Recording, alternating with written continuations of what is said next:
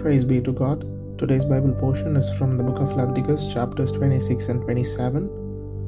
In chapter 26, we read about the reward for obedience, the punishment for disobedience, and in the closing verses, we read about what Israelites must do for forgiveness. If the Israelites refrained from worshipping idols, kept the Sabbath days, had reverence for God's sanctuary, and obeyed the Lord's commands, God promised to bless them and make them prosper in Canaan.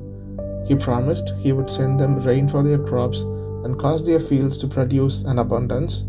He promised to remove harmful beasts from the land and give them victory over their enemies. God told them He would multiply their children and walk amongst them as their God.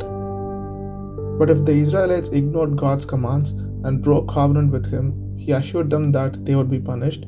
Instead of giving them peace, God would cause them to live in constant anxiety of their enemies, disease, and famine. If they persisted in disobedience, God told them He would increase their punishment and break their pride.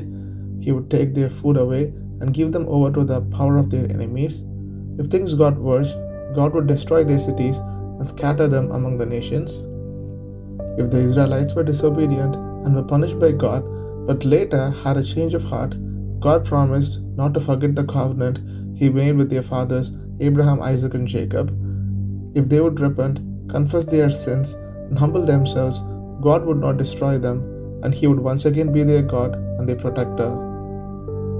In chapter 27, we read about redeeming what is the Lord's.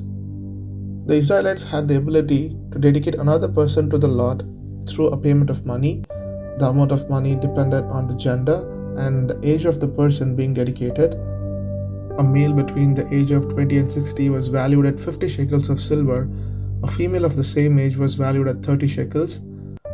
A male between the age of 5 and 20 could be dedicated for 20 shekels, and a female of the same age could be dedicated for 10 shekels.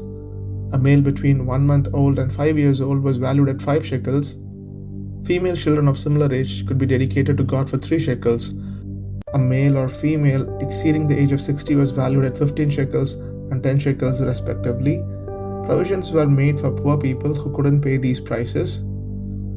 If a man made a vow and dedicated an animal to God, he was not to substitute the animal when it came time to fulfill the vow.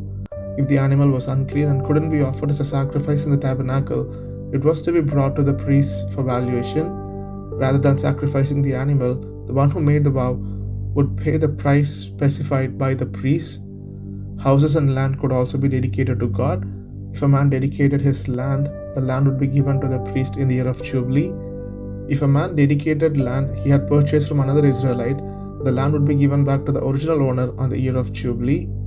When the Israelites entered Canaan, they were not to neglect giving God what belonged to Him. The firstborn of all animals and a tithe of produce and livestock was to be given to God regularly. The final verse of Leviticus tells us these commands were given to Moses when God spoke with him on Mount Sinai. This marks the end of Leviticus. Thanks for listening. Hope it was useful. God bless.